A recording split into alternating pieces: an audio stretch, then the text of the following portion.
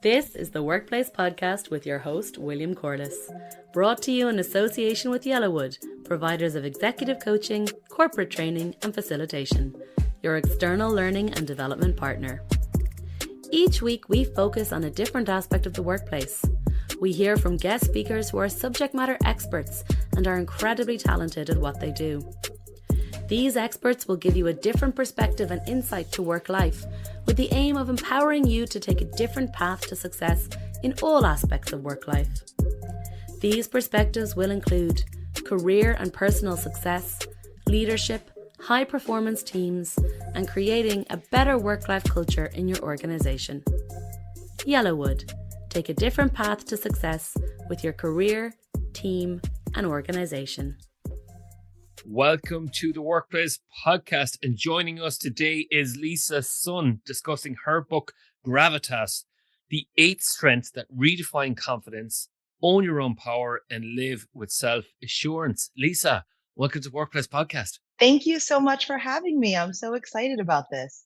I love the book. So we were talking about the UK version of this book. It is black with gold and it has great gravitas. And people are listening in. It's a very pretty cover. I always say it's sustainable. You can reuse the cover to cover up whatever guilty pleasure read you're reading on the plane. People will think you're reading about empowerment, but you might be reading the new, Taylor Jenkins Reid or Colleen Hoover. And I have to say, it is quite the resourceful read. So we're going to talk about this today. When people hear gravitas, and I know from my own coaching experience, and again, from your experiences there, and you were talking about this in the introduction, is sometimes people in performance appraisals, people will be told you need to have more gravitas. And people are left wondering after that performance appraisal, what the hell is that? Well, that was me for sure. At the age of 22, I was told Lisa comes across as young and overly enthusiastic at times. She should seek to have more gravitas or have more confidence or presence. And I think it's one of the most anxiety-inducing, ambiguous pieces of feedback you can receive. You walk away from it going, what do I do now? And I wrote this book because so many of us have faced moments of self-doubt or been given confidence feedback, be more confident, and we just don't know what to do. And one of the things I want to do is shift the entire paradigm, the entire conversation about confidence in a whole new direction, because there's hundreds of books written about it. But I think they focus solely on one thing, which is behavior, things that we can see. When someone says, be more confident, it's stand up straight, be assertive, speak up. When you look up the word confident in the dictionary, the Oxford English Dictionary, it has nothing to do with performance, bravado, or swagger. It's an understanding and appreciation of your own abilities. It's a mindset. 90% of the work is how you feel about yourself, how you value yourself. Only 10% of the work is an outward expression. So one of the most important things I want to do with this book is help people understand confidence is a choice and a mindset before it becomes a behavior. And that's what this book is so good at. It shares stories, it shares the different insights there. It reframes confidence in a very different way. And tell us about that story about Diane then at the very start. I think that's a really good story. Diane was my first boss at McKinsey, and she was the one that delivered that performance review to me. And when I asked her, how do you get gravitas? She told me to buy a new dress, wear big jewelry, and great shoes. That is very offensive feedback, by the way. I was making $43,000 a year, size 18, 20, and she told me to buy new clothes. When I asked her why, she said, Dumbo did not need a feather to fly. It reminded him that he could.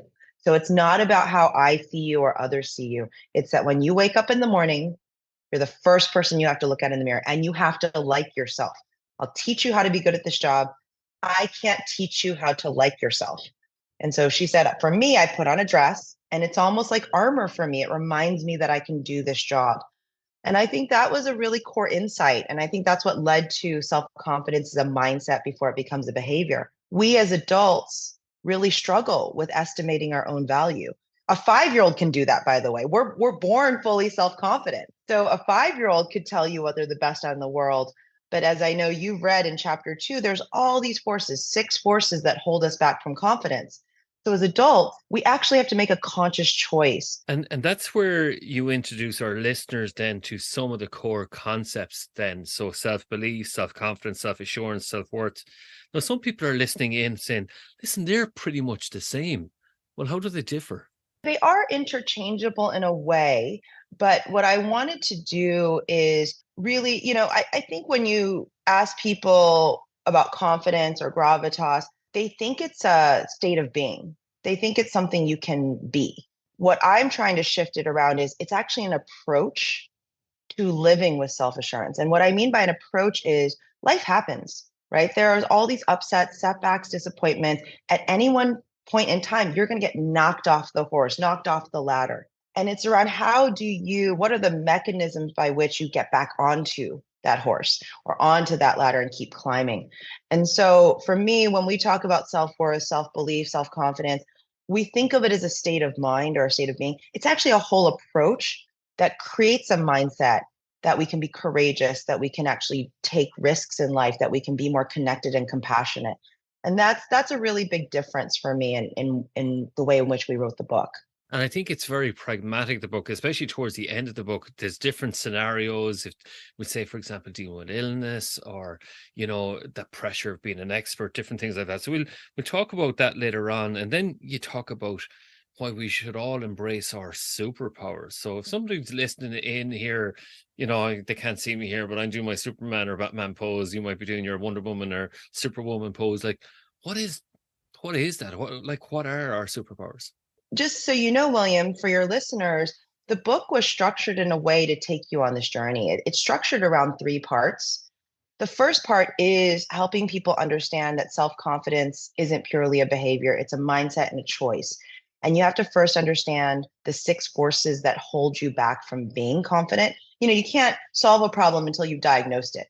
I think so much of the time we talk about being insecure or fearful. Well, we've got to double click on that and say, what am I really feeling? Once you buy into that approach around, okay, of the 6 forces, 2 of them affect me all the time, or actually all 6. I woke up this morning with all 6 in my head. Then you transition to the second part of the book, which is, okay, how do I truly like myself? And I've asked people in boardrooms, dressing rooms, I own a fashion company, what are you the best at in the world? It's a really hard question to answer. And so in the second part of the book, we did a 1,000-person quantitative study along with 32 focus groups to uncover that confidence doesn't come in one form, it comes in the form of 8 superpowers. Most of us have 2 or 3. My mom took the quiz, she has all 8. She's like, I take your quiz, I'm all 8. 2% of the data set has all 8. But these 8 superpowers, these 8 strengths, they change the way in which we evaluate ourselves. They are the basis of self-esteem. And so I'll get into a little of that in a moment. And then the last part, the third part, which you were referring to earlier, is the playbook. Okay, now that I know my superpowers, now that I know my confidence language, which of the superpowers I bring to the table, how do I own them? How do I talk to my inner critic and outside critics? How do I get new ones? Because that was one of the things you're talking about. We took 30 situations in life and we said, okay, which superpower do you need? We correlate in the data set. If you want to ask for a raise, if you want to sell someone an idea, which of these superpowers do you need? So you can say, hey, I already have that. I already tested into that. I need to believe in myself. I need to trust my own abilities. Or no, I don't. And I now can control my learning journey and say, I want that other superpower. For me, I started the quiz 2 years ago. I had 3 of the superpowers. I now have 4.5 because I've been working on it. And I think that starts to give people a clear roadmap to confidence, right? Because we have dissected it. We've broken it down into component pieces. I can talk a bit about these 8 superpowers because I think that's where a lot of the magic is in the work, if you'd like me to get into it. Yeah, we'll get into it. And then I might remind people that your mother is up there with Oprah Winfrey. Did I read that correctly? Oh, well, Part of the 2%. She's up there with a lot of the 2% of people. And what's interesting is that the most powerful people in our data set were people over the age of 55. And I think culturally we've become so ageist to only celebrate youth. And what I find is that people who've had a more experience, time, talent, and treasure, they have so many more superpowers because they've been knocked around quite a bit and they've known how to expand their skill sets in a way. And so one of the things I want people to be aware of is it's about discovering your language, what superpowers you have, but then figuring out where you want to go, Or you might say, you know what? Of those 30 situations, Lisa, most of them are never going to be interesting to me. And so I like myself. I like the 2 or 3 superpowers I have, and I can stand firm in it regardless of what society celebrates. That is wonderful to know. And a lot of this book is about that emotional intelligence, that self-knowing. And then what's really good is that learning journey that you bring us on. So speaking of the learning journey, how about we go to, first of all, this, before we go into the superpowers, maybe, is you mentioned this before, is we get in our own way. So you talk about the 6 different ways between deficit mindset, the shrinking effect, the satisfaction conundrum, superwoman facade, the setback spiral, and systemic bias.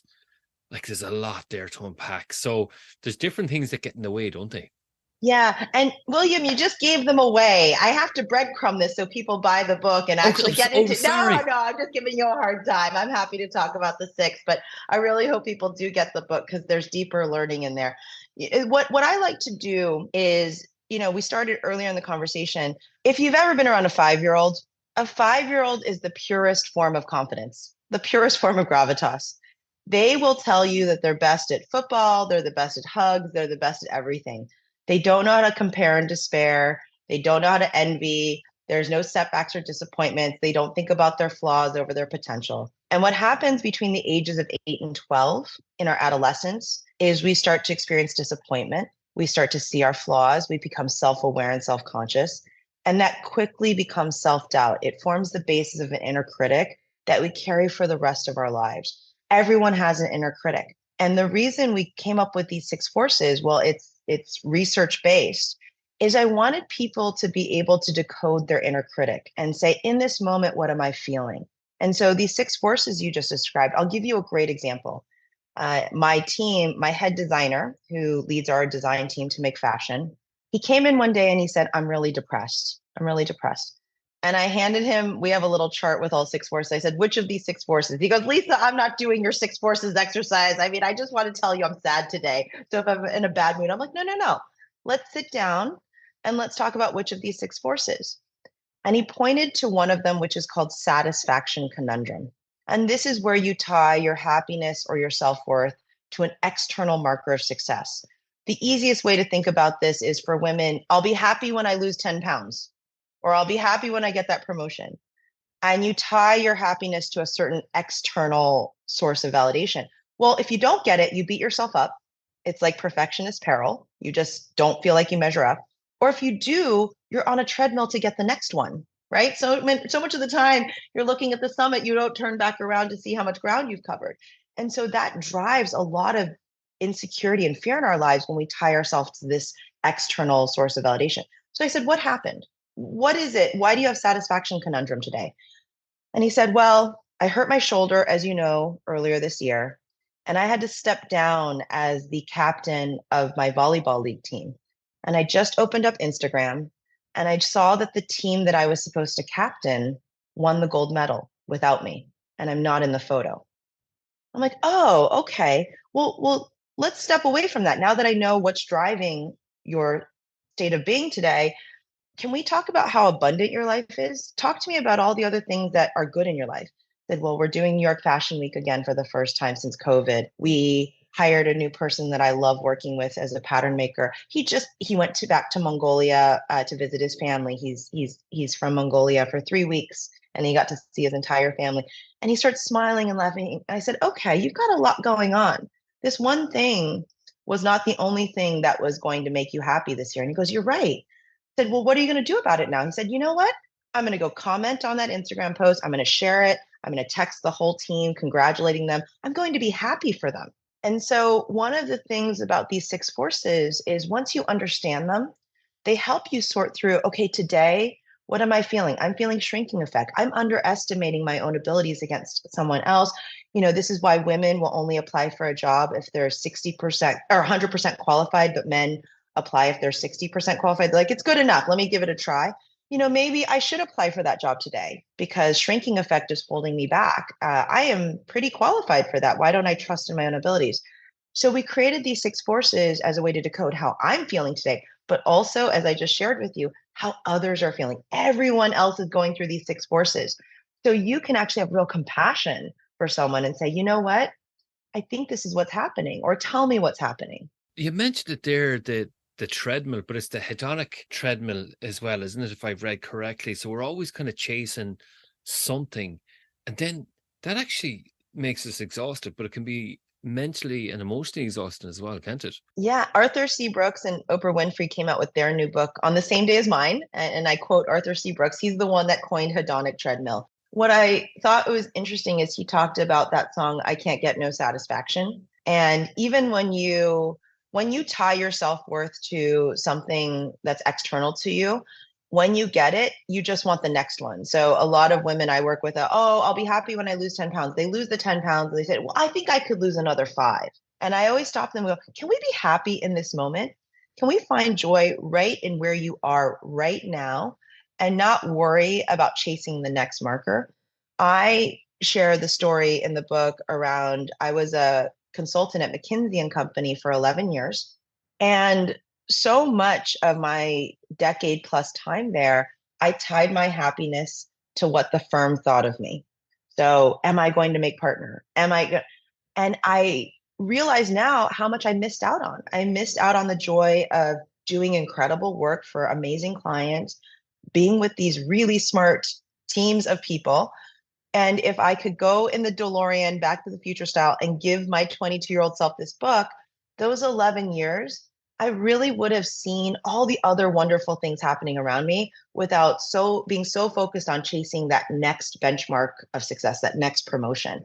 Because even when you get it, if you've tied all of your happiness to it, it'll never feel like enough. It'll actually make you feel dissatisfied to chase the next one.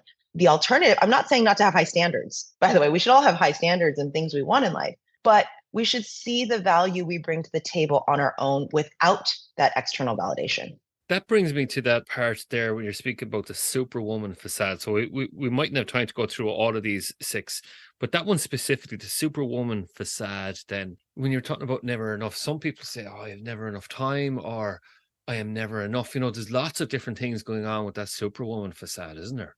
There is, and we can call it superhero facade for your male and non-binary listeners as well. It's really a general concept around when we pretend that everything in our life is going well, what happens is sometimes we feel like we don't have enough help. So one of the things I love that we quote Shonda Rhimes in the book, whenever you see me succeeding in one part of my life, I promise you I'm failing in another part of my life. And what I love about that is the most confident people in the world will tell you where they're struggling too. Because when you share where you're struggling, it invites people to have fingerprints on the journey.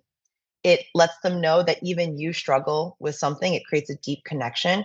But it also means that you're making choices. You're taking priorities in your life. So, one of the things I get asked a lot about is work-life balance. And I said, well, there is no balance. At any one point in time, something in my life is off kilter. But what I do know is I'm spending time and energy on the things I love. So I love that Zadie Smith quote, time is how you spend your love. As long as you spend your time on the things you love, you don't feel guilty about, or you don't feel bad about, or you don't beat yourself up about the things that are not going well in your life.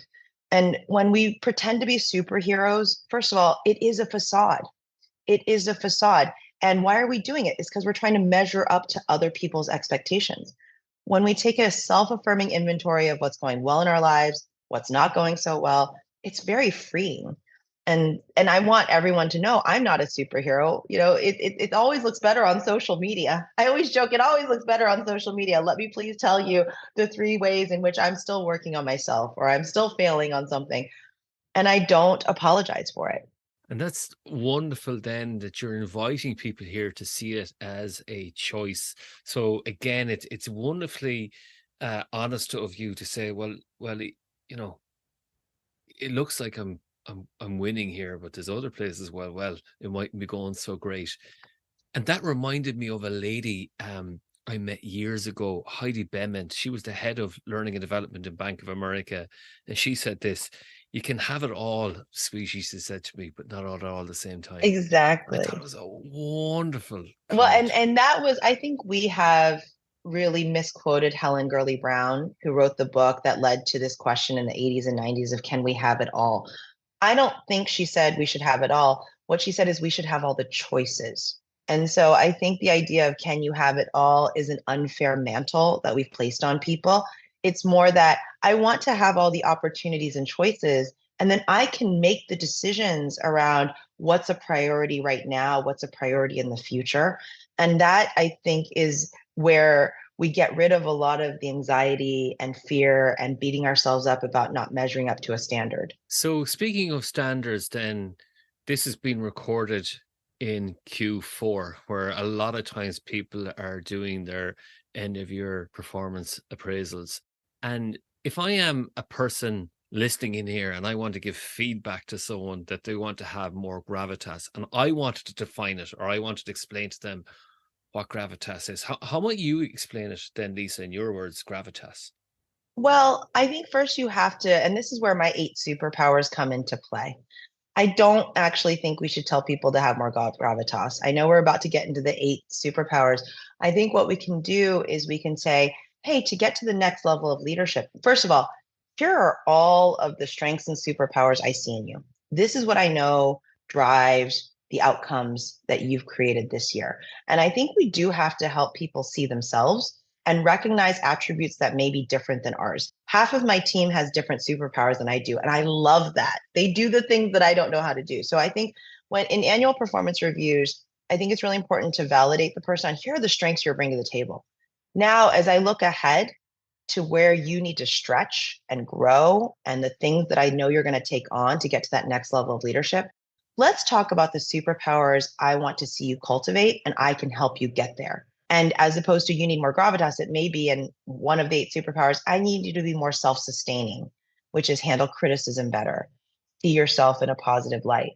Or I need you to be more believing, which is optimistic and positive in adversity. Or I need you to be more performing, which is what I'm doing for you now, a little bit more outspoken, a little bit more extroverted. When we can create dimension to that learning journey, it changes the amount of anxiety and ambiguity there is in that conversation. So I think it's 2 parts. It's as a leader and a manager, how do you help celebrate and say, I see you? One of the things most people want to be is they want to be seen. They want to know that their work is reward, their skills are valued.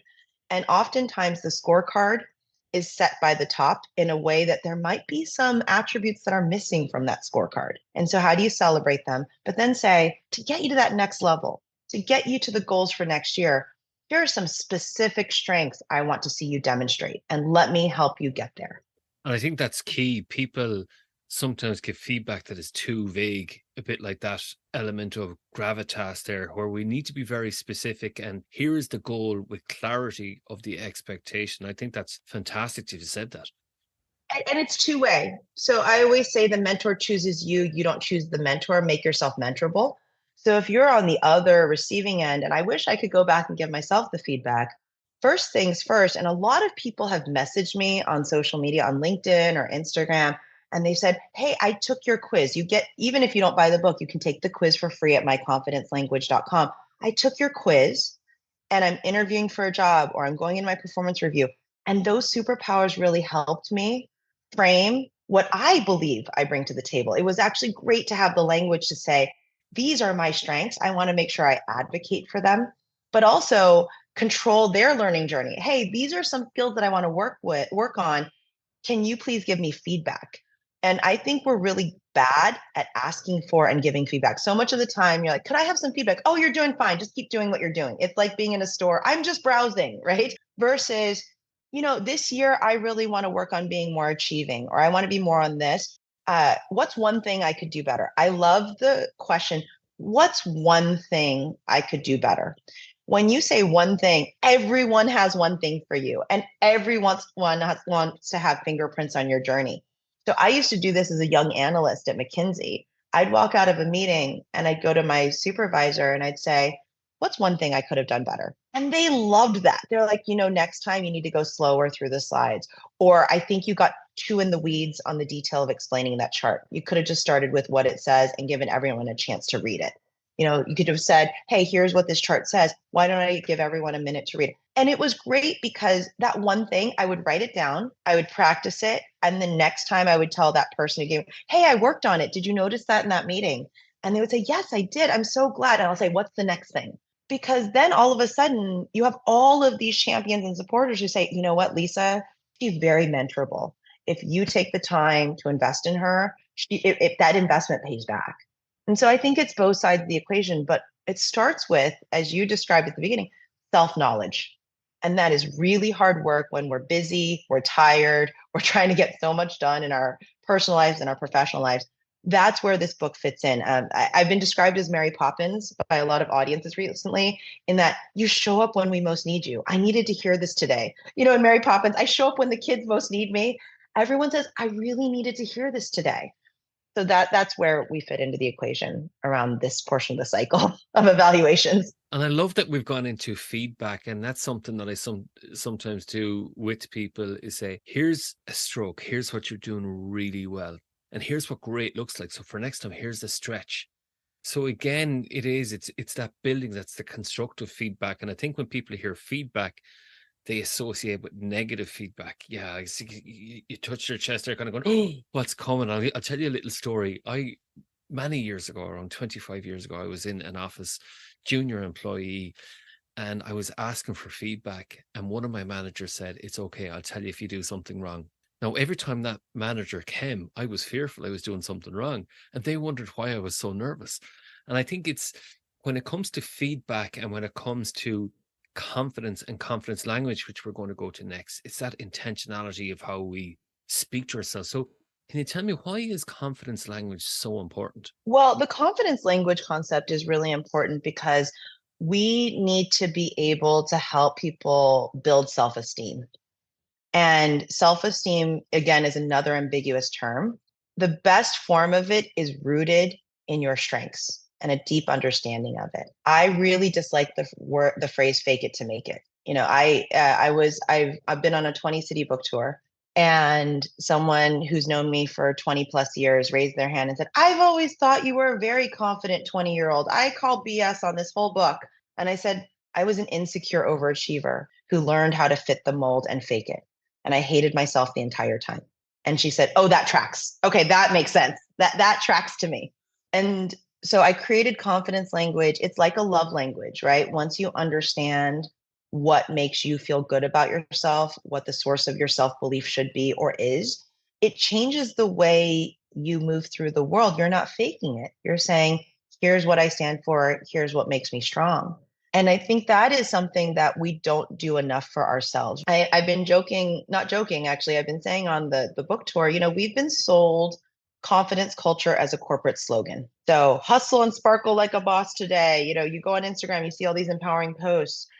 It's so much more than that. The immense amount of work that self-belief requires is not an Instagram post. It is about really understanding your talents, your gifts, and then letting yourself advocate for them or express them. And that's where you're going to introduce the 8 strengths, and you have the superpowers as well. So if we go through that, that'd be great. And what I might say is a specific chapter in the book, when you're going through each one of the strengths, then what I really like is you give different pieces of advice. So when you're at your best, know the demographics, when you can recognize yourself, steering clear of some of the downsides, how to course correct really good, and how to channel the superpower. So again, listeners, so much pragmatic advice in this. So let's go through it then. What are the 8 strengths, or the superpowers? Yeah. So in our quantitative research, we found 8. And the first one is called leading. I set direction. I'm in charge. I inspire followership. The second one is performing, which is what I'm doing. It's extroversion, charisma, the exchange of energy between two people. These two forms of confidence are the most written about. They're the behavioral ones. I lead and I perform, right? And yet they represent less than 20% of our data set. And that is one of the big aha moments for me when we were developing the book was, wow, we have been describing confidence in an incomplete manner, right? And I love Dale Carnegie, by the way. He changed my life when I was 12 years old when I read that book for the first time. But his work only focuses on lead and perform. Does that mean 80% of us don't deserve to feel good about ourselves? So then the next set, the next 2 that I talk about the most often are achieving and knowing. Achieving, I get things done. I have a winner's mindset. I have an athlete's mindset. Practice makes perfect. Here's the target. I'm going to meet or exceed it. If I fail, I get back up and I do it all over again.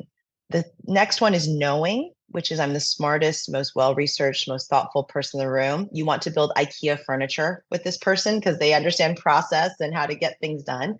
If you've ever seen the Disney movie Hidden Figures about the 3 Black women at NASA who sent a man to space, they were not classic forms of gravitas. The reason they had the confidence to stand in the room and do their work as quote unquote computers was knowing was their superpower.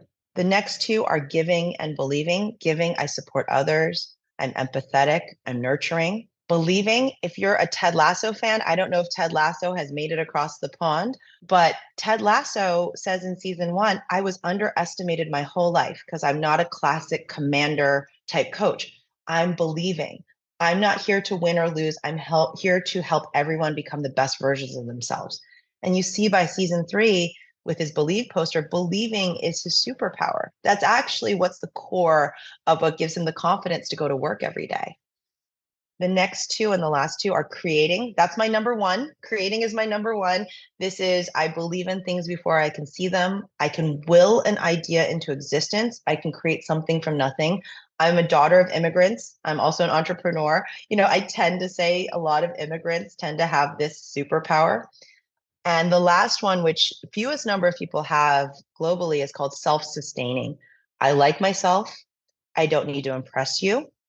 I deserve this seat at the table. It's the quality most needed to ask for a raise or a favor. By the way, asking for a promotion is achieving. Here's why I deserve leadership roles. Here's why I deserve more accountability. Asking for a raise is, here's my market value, and I'm willing to walk away because someone else will give it to me. It's also the quality most needed to overcome criticism and objection and see feedback as a gift and not a stick of dynamite. It's almost like you're coated in Teflon. But together, all 8 of these are a much more complete picture. It complements Myers-Briggs and DISC and Enneagram. It complements, they're all based on the same psychology. But we highlighted these 8 because they fundamentally are the basis of self-belief, right? They are the ones that you go, you know what? A lot of people will come up to me after I give a talk and say, my superpower is so boring. And I always say, what is it? And they go, I get things done on time. I said, oh my gosh, come work with me. I don't have achieving. Achieving is a superpower. And my mom looked at the list and she goes, Lisa, when tsunami happened, men make a speech, women clean up the beach. Finally, we get credit for cleaning up the beach. But these other superpowers, it's because we as a society have undervalued, taken them for granted, underestimated them. But I always say, if your superpower is giving and believing, like Ted Lasso's is, why don't we celebrate that, right? All of us have a unique combination, a unique confidence language that powers how we've gotten this far. And you mentioned self-sustaining there. So there's some people here and they're listening in, and you mentioned Teflon with such ease. And there's some people, they're driving the cars or they're going for their walk and they're going, how do you get that? How do you get that self-sustaining superpower? How can I channel that? Or how do I do that? I'm going to give you the Easter egg or the Trojan horse of the entire book. And this is, I don't say this explicitly in the book. The entire book is an exercise in self-sustaining. And that, I think some people who have finished the book go, wow, I like myself finally. For the first time in my life, I really, really appreciate myself. And so self-sustaining, the reason why it's one of the hardest of the 8 to get is it does require deep introspection, but not just taking my quiz. A lot of people will take the quiz and go, okay, I've got 5 superpowers. Great. And I'll say, well, do you believe them? Have you been underestimating or under leveraging yourself your whole life? And one of the exercises I have people do in the book, but also in person, is I say, take a moment that you're really proud of this year. It's almost like in Harry Potter when Professor Snape says, cue a Patronus, think of the happiest moment of your life. I say, take a moment and let's deconstruct which of the superpowers you have and tie it to what drove that outcome. And they go, oh, you're right. Okay, I believe it. I'm an entrepreneur. So one of the examples I use for myself, creating my confidence language is creating, performing, leading. And then I've added giving and actually myself. That's why I said I started with 3 and now I have 4.5. I'm half self-sustaining now. I've been explicitly working on this because you write the book, you most need to read yourself. And the example I use is my company, we make fashion. in March of 2020, the sales of my company were negative because we have a 30-day return policy. People sent back clothes that they weren't going to wear to the office. So we refunded more than we sold. And I looked at my superpowers and I said, my number one superpower is creating. Who can we help right now? Right now. And I pivoted the whole company to making hospital gowns and face masks for 72 days from April to July of 2020. And people go, how does this little fashion company do that? And I said, because I know my superpowers. The second thing I did is my second superpower is performing. And I put it out on LinkedIn. I said, the sales of my company are negative. If you have a company that needs face masks, direct message me and we will make them for you. And all of these people in my network said, I need 2,000, I need 800, I need 500. And that was something I was willing to do. I was not a superhero from that sense. I was totally willing to tell people the sales of my company are negative. Who can help us right now? And then my third superpower is leading. I know how to get resources together. By the way, if you notice, I'm not high on achieving. I'm not high on knowing. My team is. And they said, okay, Lisa says we're going here to save the company. Let's get the fabric. Let's get the sewers back in. Let's do a timeline. Let's figure out how to get this done. But I celebrate the superpowers I don't have because my teammates do. And that's where I think the real power comes. You can take the quiz and you can read about these superpowers, but then you've got to connect it to, oh, that's why I've driven these outcomes. Every time I face a setback in my own business, someone on my team goes, Lisa, we've been here before and you figured it out. So why wouldn't we be able to do this again? And I go, yeah, you're right. And I wrote the book on it. So why wouldn't we be able to solve this problem today? I think that is an amazing story and a real example how you can reflect and use that quiz to say, okay, hold on here. What do we need to do? Now, the other side of that is the dark side then of a strength. So that's where, what are the downsides then I need to look out for, the course correction? So take any one of them. Say, for example, creating, for example, is there a downside to that? Some people are listening. Of course there's a downside. How could there be? Creating is a good thing. All of these superpowers are wonderful. Like, let's just be clear. They're all great. But I think what happens with creating is you're a visionary. You see things before other people see them and you're incredibly impatient. Like, I can tell you, I know what my company looks like 10 years from now.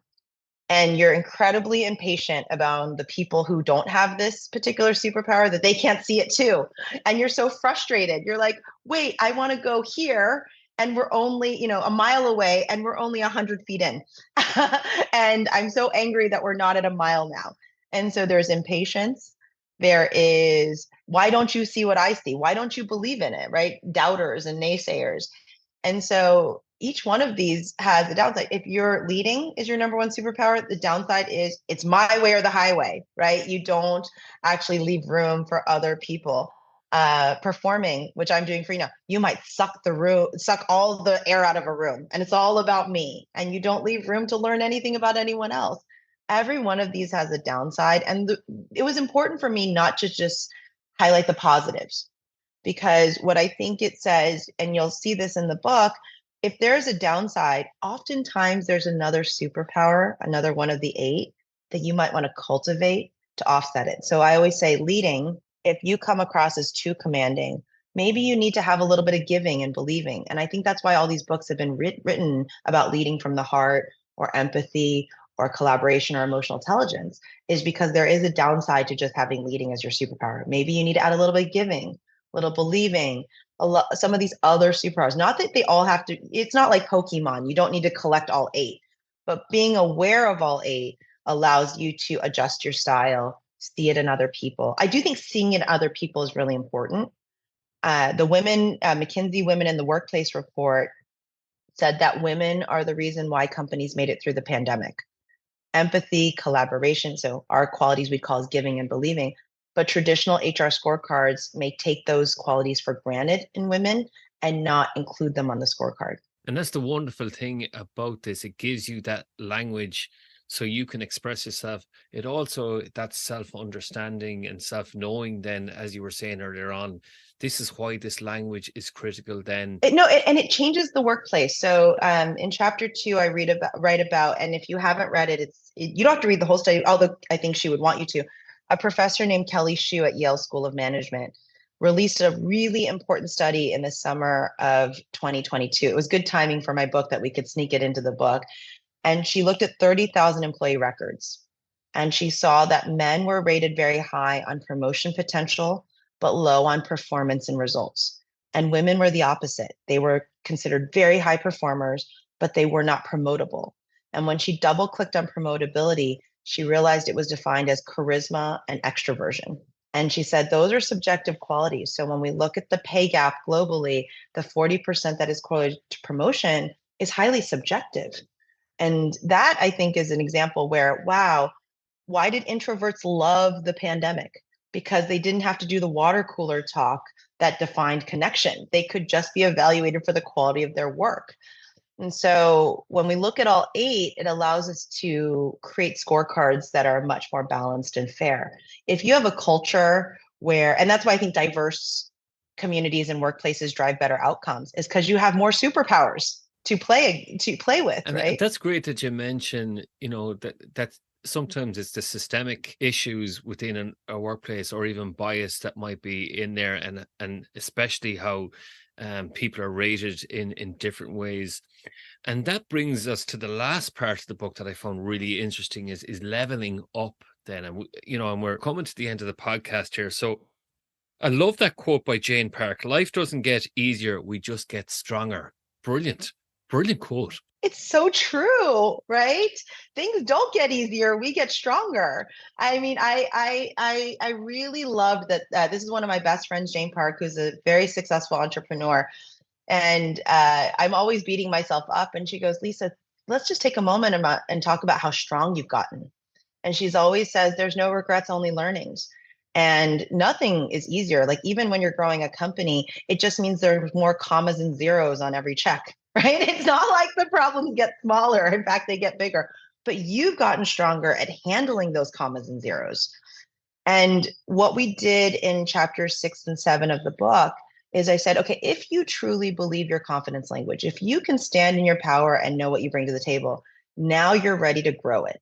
Now you're ready to take on more. And so in chapter 6, we take 30 situations in life and we tell you which superpower you need for which situation. Most people will say to me, "Oh, wow, that's great. I already have it. I just haven't trusted myself enough. Thanks, Lisa. I'm validated." Or they'll say, "Wow, I want to be able to do that better." So a lot of people come up to me and say, "Hey, I want to start my own business."